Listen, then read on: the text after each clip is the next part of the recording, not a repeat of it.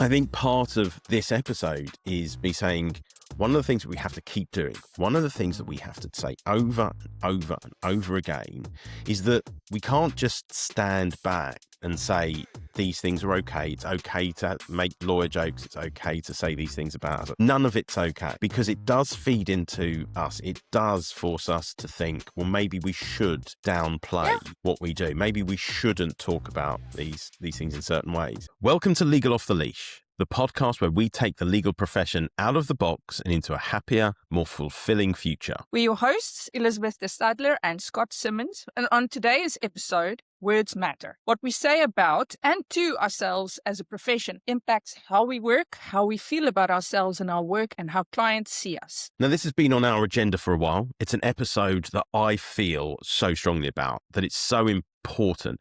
We decided we were going to record this quite a few months ago, and we've postponed it a number of times. Now, Elizabeth, do you want to tell people why it has been postponed so often? I can't remember, to be honest. Well, because I assume it's the reason why I postpone many things, and that's just because, I overcommit, which is actually related well to today's session. And, sometimes I don't remember fucking anything. I'm incapable. Right, so pathological. Yeah, so essentially you keep cancelling this one because I have ups and downs, and I have the luxury of hiding behind a diagnosis, right? I'm bipolar.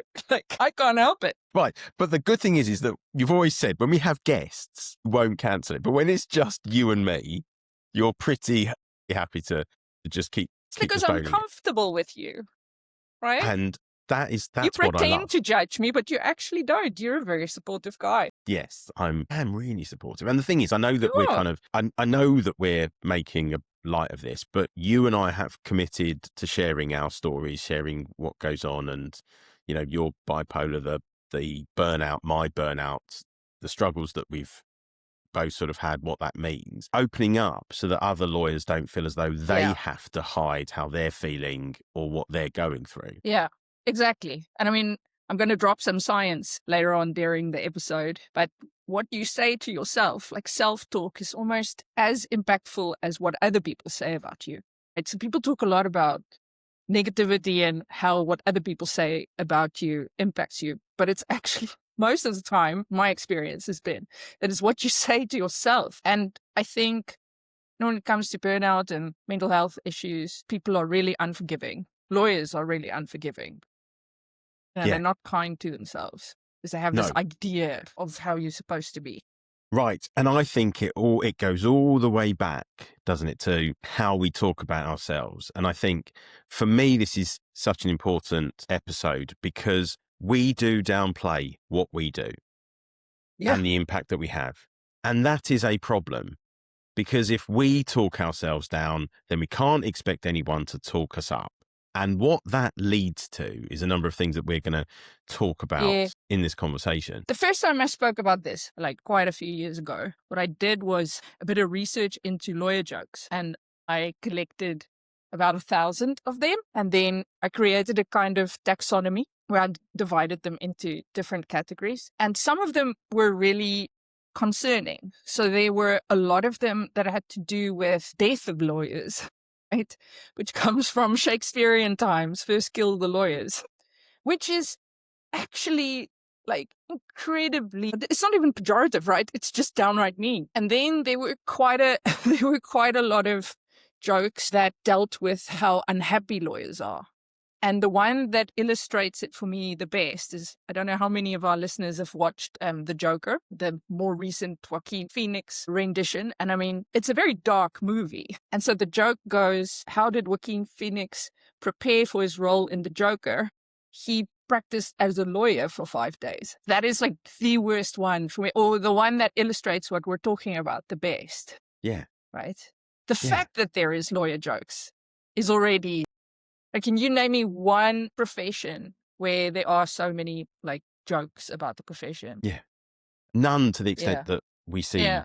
And maybe it's because we're in that space. But could be. You just don't hear it. And it's not like all we do is hang out with other lawyers. We spend time with other people, but you just don't hear jokes that are so No. negative about other professions in the way There's that a you bit of do. crossover sometimes. There's a bit of Yeah. crossovers. This one is also one of my favorites because it's actually funny. Is what is the difference between accountants and lawyers? Accountants actually know that they're boring. It's also mean, But it's, again, it's true. But it yeah, is mean, and it is, but I think it goes right the way back because we don't talk about ourselves positively at all. So, and I said this to Paul Dunn, Paul and Ron Baker were the first two to really start talking about this word transformation. And I have latched onto that and I love it so much and I use it all the time. Because it was the perfect word, the word that I had been looking for about what it is that lawyers do.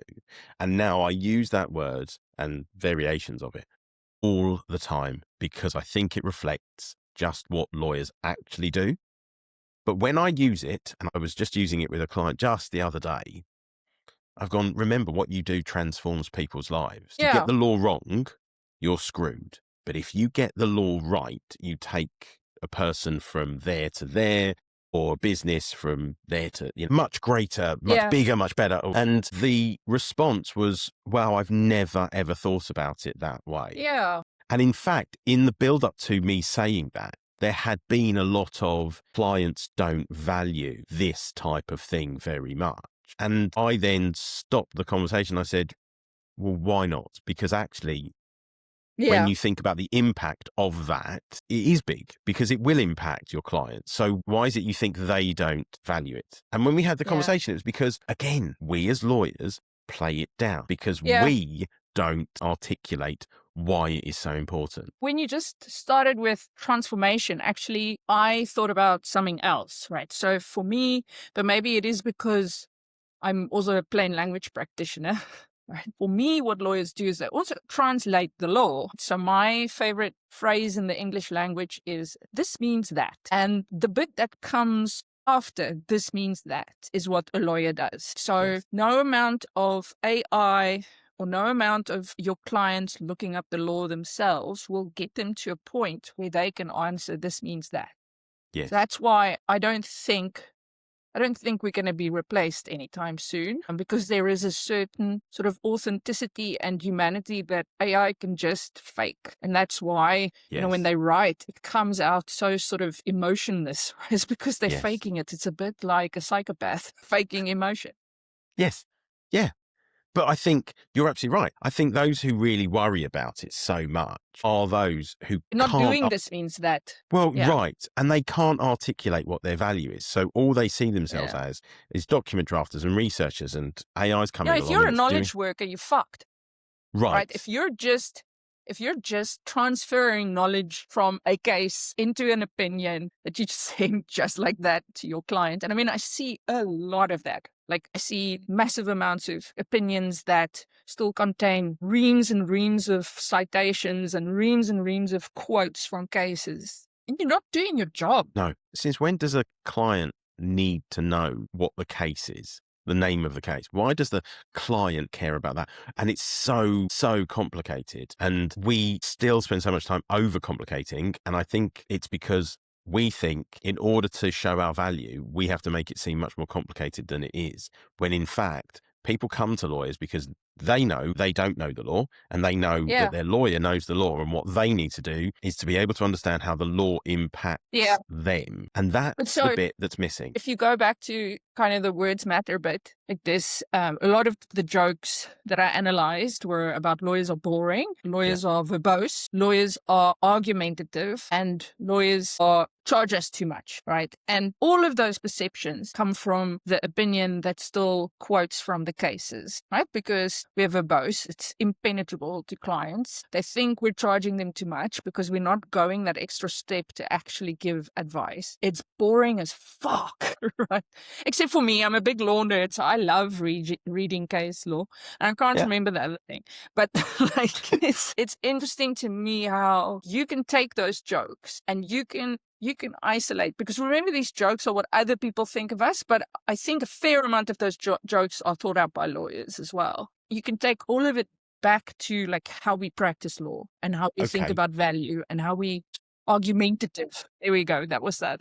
So they write opinions for the court, right? That's why they cite cases, is in case Yes. there's ever a fight about whether their position is right or wrong. Keep a freaking record of how you got to your position. That has nothing to do with your client. Yes. Yeah, it is. And it's incredibly frustrating. But you just mentioned about, value. From day one, what are we told as lawyers? Don't forget your values in your time. And that is a problem, because if your values in your time, how do you articulate it any other way than saying to a client, the reason we're important is because we have to work so hard. And the client looks at it and goes, I don't care how you get it done. I need this done. And the quicker you can get it done for me, the happier I'll be. But actually, the quicker that we get anything done, the less we get paid. And the quicker we get anything done, I'm not in our going to let minds you do now, a segue to the billable hour again. No, we I'm gonna dedicated a whole episode to it, for fuck's sake. I'm gonna really try not to, but I tell you what it was. I was at a conference for junior lawyers a few years ago, and I was on a panel talking about, for the life of me, I don't remember what it was, but it was about the future of the profession and things that they should be looking out for early in their career. And it'd been a brilliant session, and everyone was giving some really great insights. And then towards the end, a very, very senior lawyer said, don't forget what's important, that your value's in your time. And I sat there and I didn't say anything. And I didn't say anything because I didn't want to start my usual diatribe that I'm doing now. Yes. As Elizabeth closes her eyes, right? I didn't want to do that. I also didn't want to start disagreeing with somebody in front of all of these young junior lawyers. And also the junior lawyers can't do a thing about it, right? So then sometimes what you do when you tell people there's a systemic problem, all you do is you set them up for this feeling of powerlessness and hopelessness, because they can't change it. The junior lawyers, the senior lawyers can absolutely change it. Right.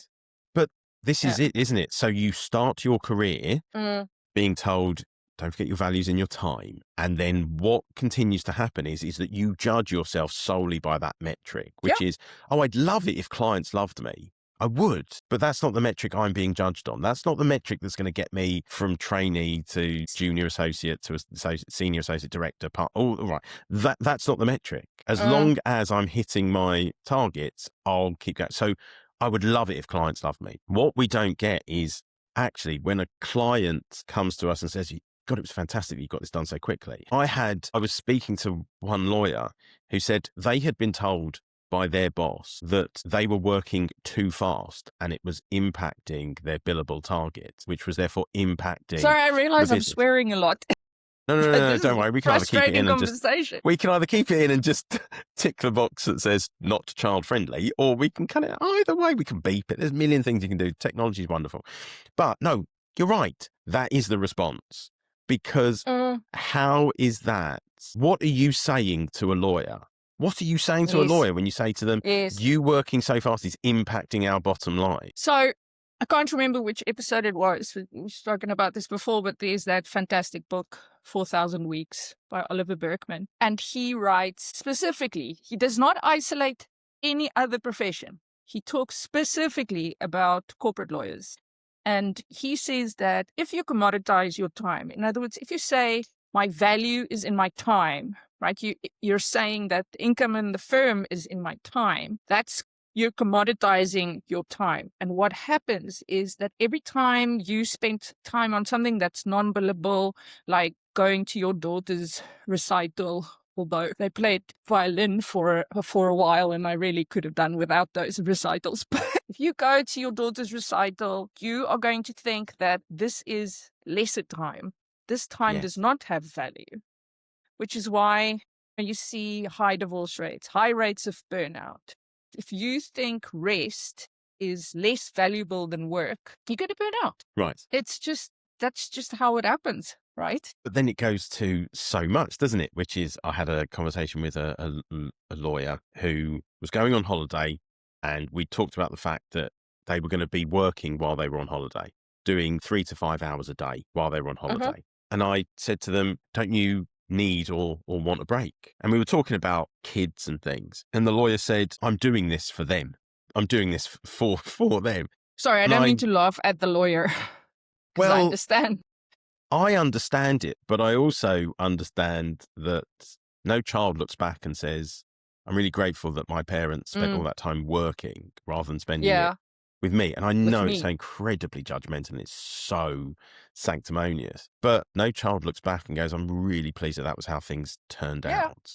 But it's the value thing, right? He thinks, a value thing. He literally thinks him working is more valuable than spending time with his children. It's a strange journey that we value ourselves based on the amount of time that we're spending working. Firstly, as you say, that everything else then becomes less important, but also this kind of presenteeism that kicks in, which is as long as I'm there and as long as I'm seen to be there and as long as I'm recording my time, whether that time is valuable to the client or whether that time actually contributes properly, that's less important than just making sure I'm there. And I think that's how you end up. Long hours. Right. So it's the long hours. But it's also how you end up in the situation of that story about the solicitor from one of the big law firms who recorded 25 hours a day. It was 23, 20 and 18, which, by the way, no one is suggesting doesn't go on. But in this particular situation, it was shown that they hadn't worked on those files, or they hadn't worked as much on those files as they put down. It's possible. It's because we bill 6 minutes and part thereof, right? It's possible. Yeah. If you task switch all the time. 100%. So get an email in that says received with thanks, or just received. Find attached to your do. Right. Okay. But that one word, that one email received. Okay. So there's 6 minutes going to the lawyer who sent it, but there's also 6 minutes going to the lawyer who received it. Where does the client get any value from that received message? In fact, we're back to being sharks, right? Well, right. And so then you've got clients who are pouring through timesheets and going, what? What? And there's no narrative. And you are creating this giant chasm in a relationship between client and lawyer, and clients go away. And then you've got clients going, God, I feel like... And it's all making us feel bad about ourselves. Like, I first want to tell a shark joke, and then I will say what I want to say. So why do sharks not eat lawyers? Professional courtesy. Yes, I'm going to keep on doing this. Yep. I think when you said beforehand, Now got loads of research for this episode, I'm now starting to think that what you've done is you put that collection of jokes that you got from your post out and you're now going to just reel them off. I have internalized them, which is a nice segue into my research. Yes. So one of the things that I hadn't realized, and you actually pointed it out to me, was the names that lawyers who leave the profession give themselves. I did it too. I called myself a rehabilitated lawyer, which I've stopped doing now. You do influence me. So with great power comes great responsibilities. I remember someone calls himself a recovering lawyer. And I realized where that comes from, at least for me, was if I'm at a social gathering and someone asks me what I do, I was intensely uncomfortable to tell them I'm a lawyer. How self-deprecating is that? And the science says that when you do this kind of self-talk, it obviously also happens if other people talk negatively about you. But if you start believing it, which I think most lawyers do, right? Or many lawyers do, if you start believing it, what forms in your head is this neural pathway. It literally affects your well-being. It shapes your identity. It shifts chemistry, right? So all of a sudden your amygdala gets activated more, which ramps up adrenaline and gets your body ready for stress. And if you remember, the definition or the reason for burnout is you are stressed for a prolonged period. Stress is not inherently a bad thing. It's how we stayed alive because we saw a lion and we went, okay, I have to run fast, and adrenaline helps redirect blood from your brain to your legs. Literally. But if your amygdala is triggered for a prolonged period, which happens if you are constantly doing this sort of negative self-talk, it actually affects your well-being and you can become burnt out more easily. Yeah. And it's identity shaping. Yes. And we just see it so often where, because we are playing down what we do, because we devalue what we do, it does impact how we feel about ourselves and the value that we bring and our place with clients and our place in the world. It is one of the most noble professions Yeah. out there. So to So, downplay it, it's unbelievable, really. yeah. So when I work with lawyers, I often ask them the question, why did you become a lawyer? And Mm, they'll often say something like human rights, and then we go a bit deeper, because I don't think anybody became a lawyer because they want to be a human rights lawyer. There's something a bit deeper than that that you don't necessarily uncover. And when I did this work for myself, I realized that I grew up due to various family dynamics and I had this savior complex. right. Sometimes, because of the bipolar, it was almost megalomania. No, but I don't mean Jesus. Like, just the savior in the sense of, if someone's struggling, I'll take their work from them, or I'll do these things, which led to me burning out. And I realized, or I had this sort of epiphany, that I was attracted to law because it has this real element of protection. Right? So I also was interested in human rights, and but I was deeper than that. For me, it was about protection. And there's something incredibly noble about that. And every single lawyer that I meet, no matter what you're in now, like, we don't have control over what we specialize in. Forget about, like, that is something that just happens to you because of a series of sometimes unfortunate events. But that Yeah. thing that made you attracted to the law, and if it was your dad who forced you, then go ask your dad. Have the conversation. Like, find, if it's later on in your career, think of moments where you really love the law, or Yeah. certain tasks. Like, Yeah. most people have, and that's called positive reframing.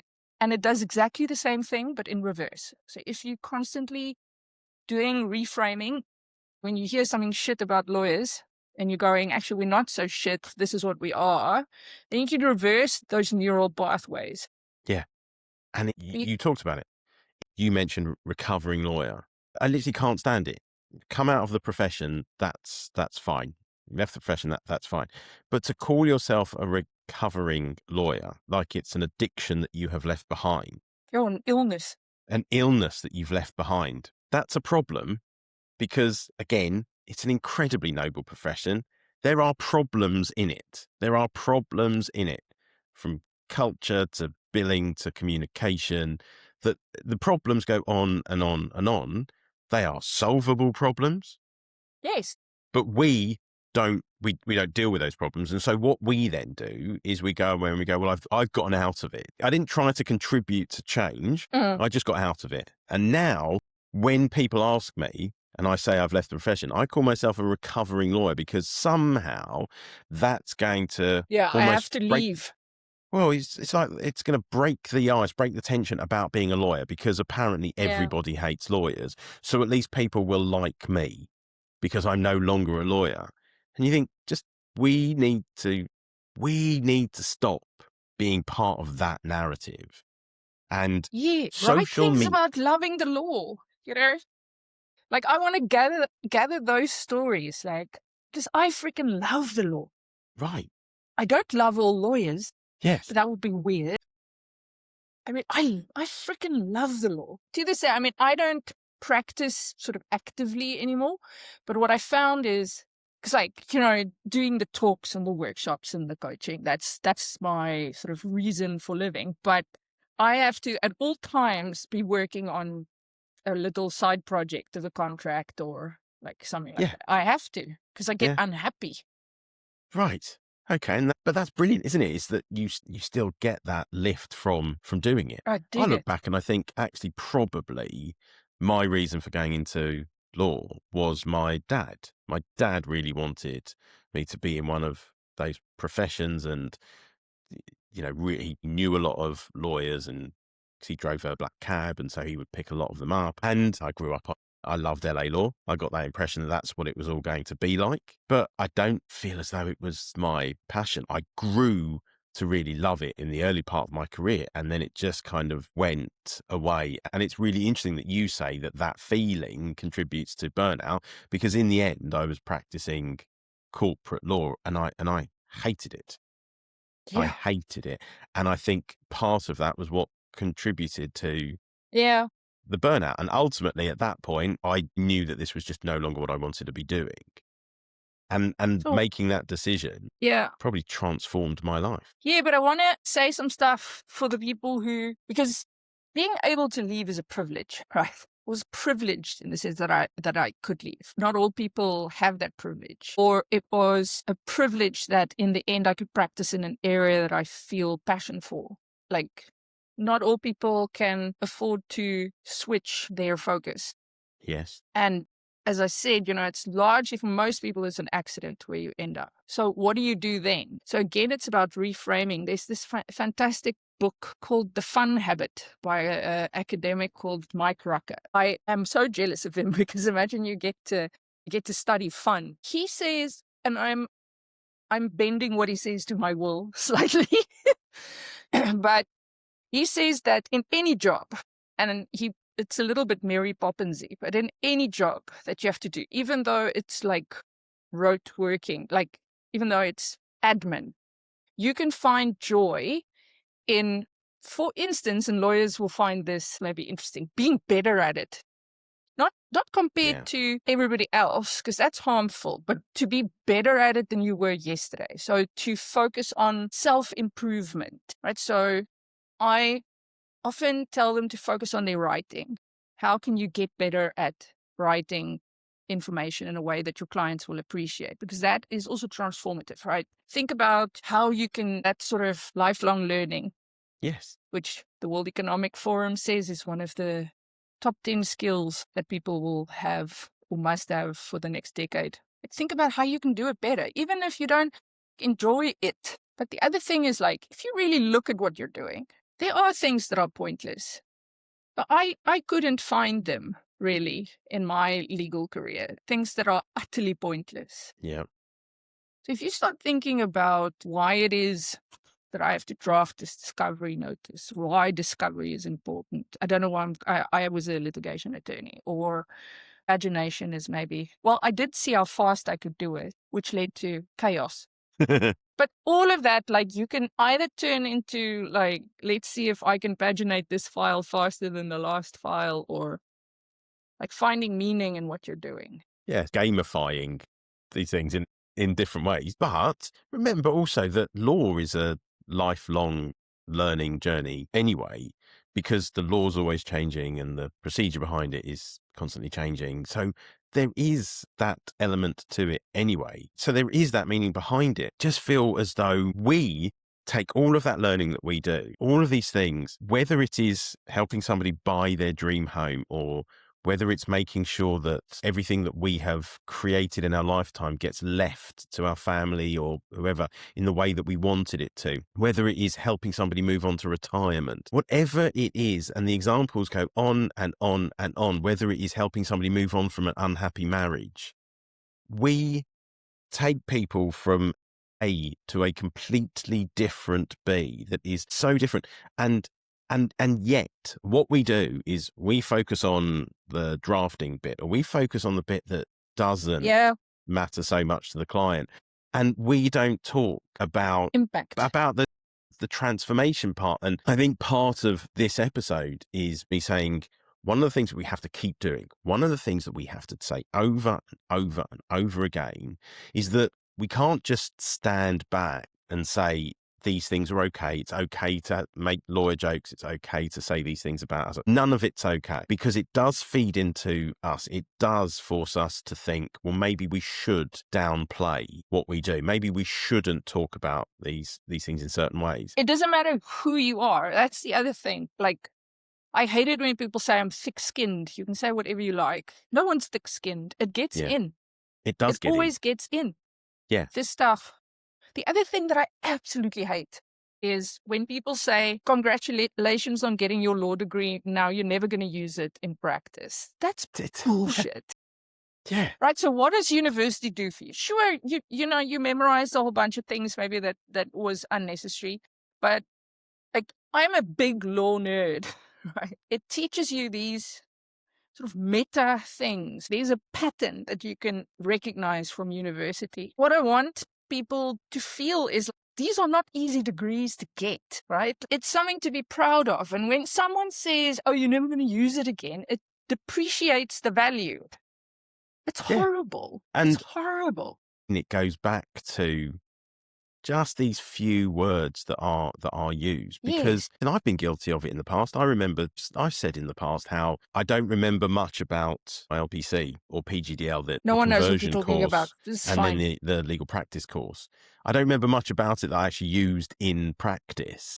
I do all the time. Right. But actually, just because I'm not completing the documents the way that I did on that course, does not mean that that I wasn't using those and still use them today. That I wasn't using the skills that I learned in there. We're so fixated on that wasn't what I learned when I was doing the corporate element of it, and that wasn't the things that I learned when I was because those were a bit procedural that were changing, but the actual skills that we were learning there, we use them all the time. All the time. But again, it's this constant... And it's this transference as well, right? So people think, I'm a corporate lawyer, so I can't use the law of delict or like tort for those of you who don't know delict.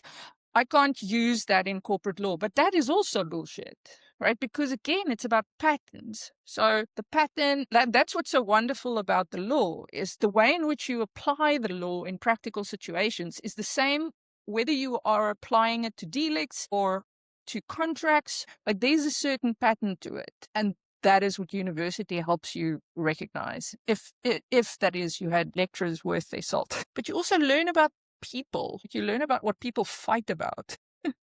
Absolutely. What matters, and it should be, because I remember this, is honing and understanding when to make the argument and when not to make the argument, where it's necessary, where it's where it adds value. I think a lot of the time, those strategic things, I think actually where some of that can be lost is in actual practice, where making the argument, winning the argument at all costs becomes a problem, because we forget that actually behind winning the argument is a client who wants the deal done, who's going, why are we arguing over this point? Oh, well, because it's standard in the contract. Well, let's look at this from a commercial perspective. Yeah, but you've got to keep that in.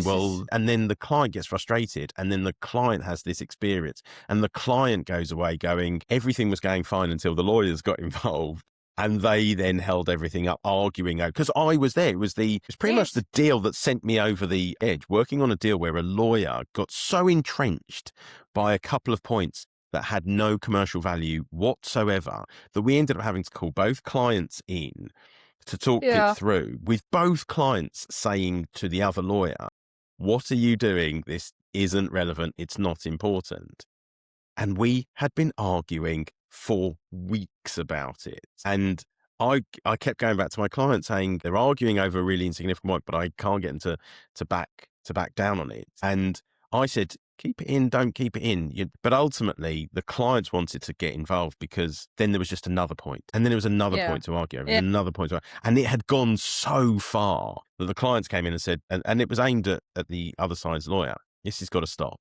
They're not important to the deal. They don't matter. And before we knew it, deal over the line. And what had gone on for weeks that should have just taken a few got over the line. And then, but it left that impression that lawyers are the ones that hold this up. And that's the impression that people get. The other thing is, and I have called the Lawyer magazine out on this in the UK. I've called them out on it twice. I remember that. You had a conniption.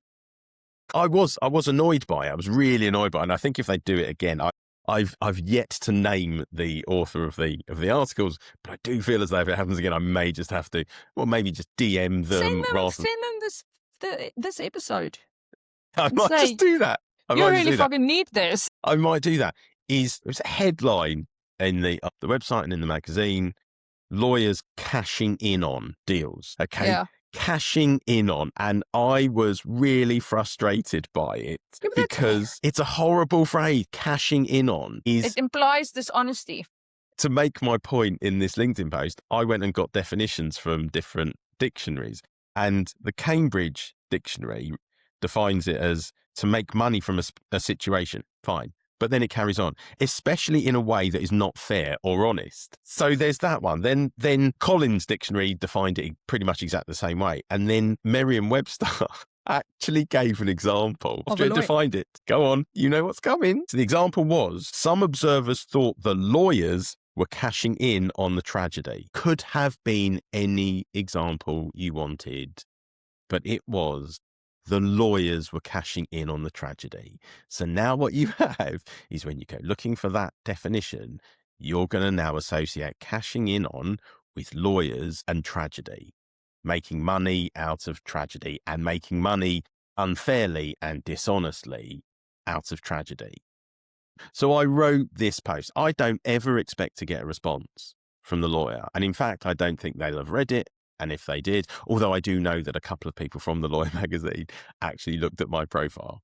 So maybe they did. But the point is that when your industry magazine writes about you as if you are dishonestly taking money from a deal. And then I went on and broke down, well, when you compare it to other professions involved in all of these transactions, the lawyers aren't even getting paid the most. And yet it is the lawyers who get the deal over the line.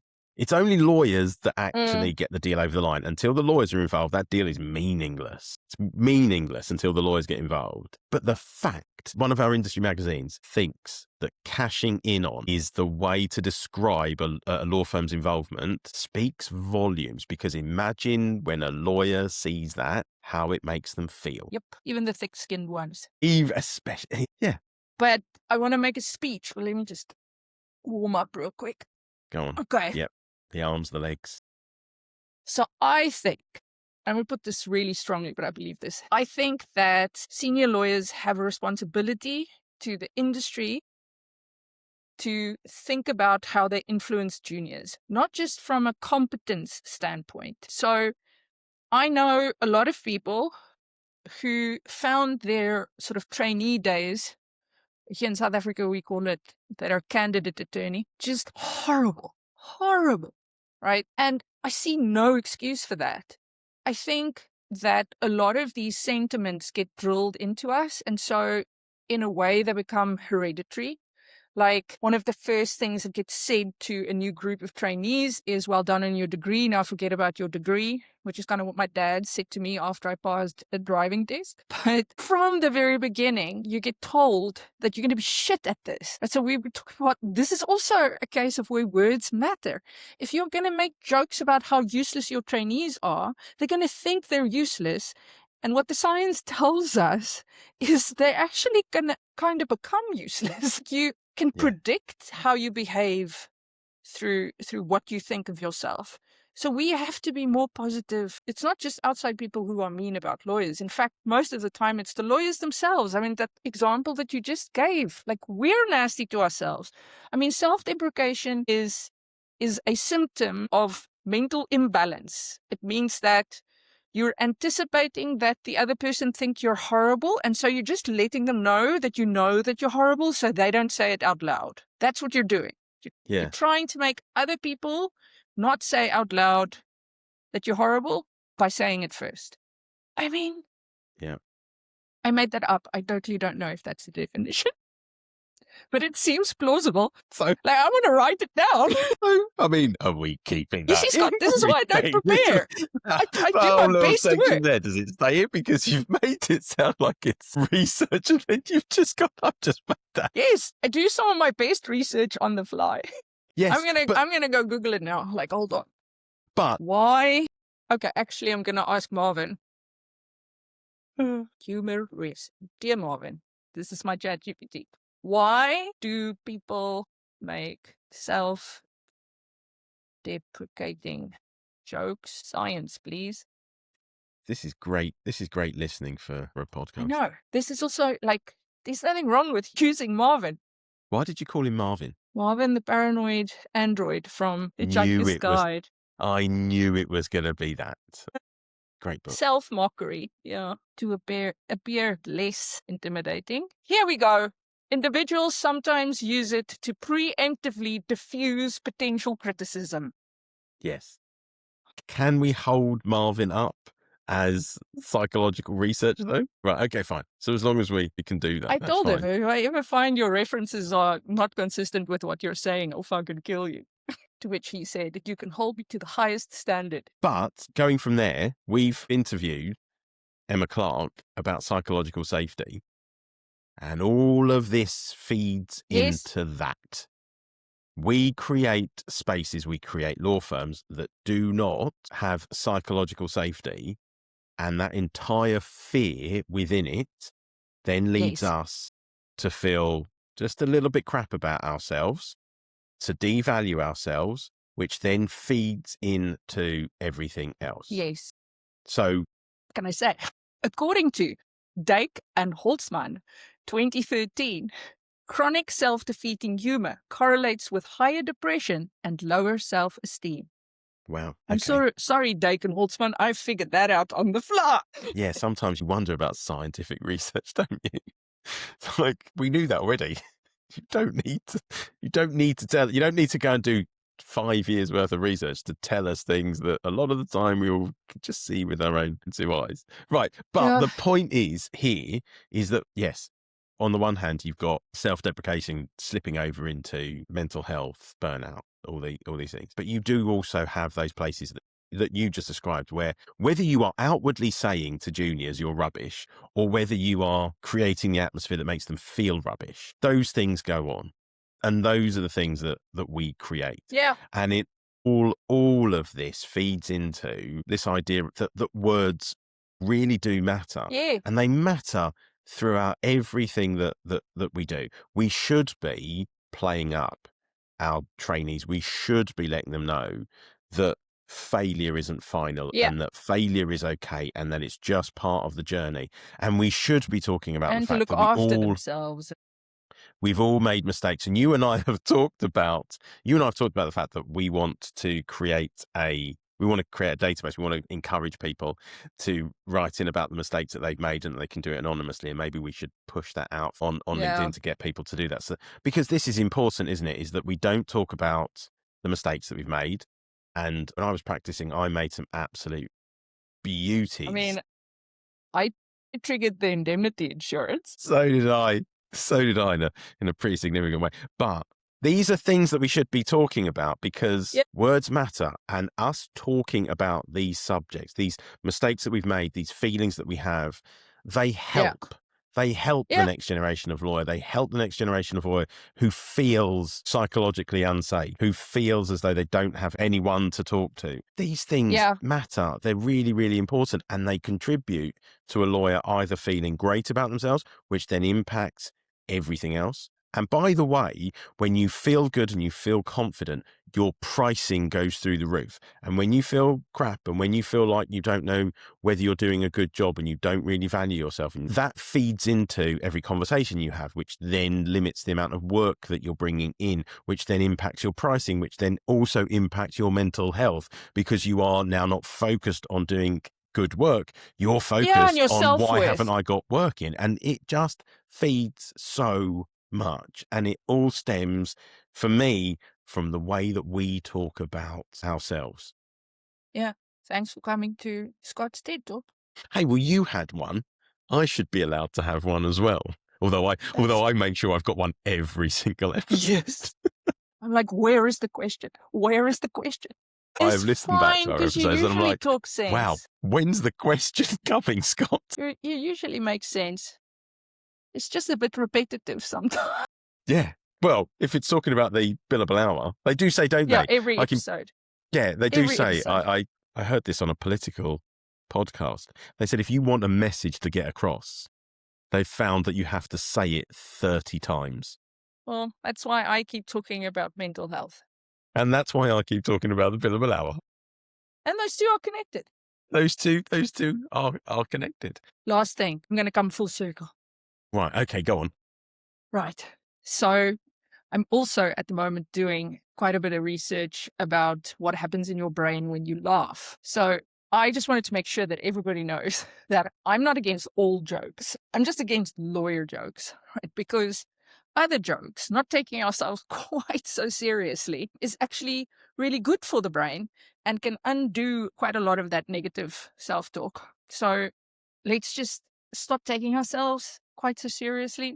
Stop perpetuating the suit thing. I don't want to see a sea of suits before me anymore when I see lawyers. Let's just keep things light. Yeah. But I think away you're from absolutely right. sharks. I'm really pleased we've done this. For me, It's about time. firstly, yes, it's about time, because I think we first had And this. self-deprecating humor. Yeah.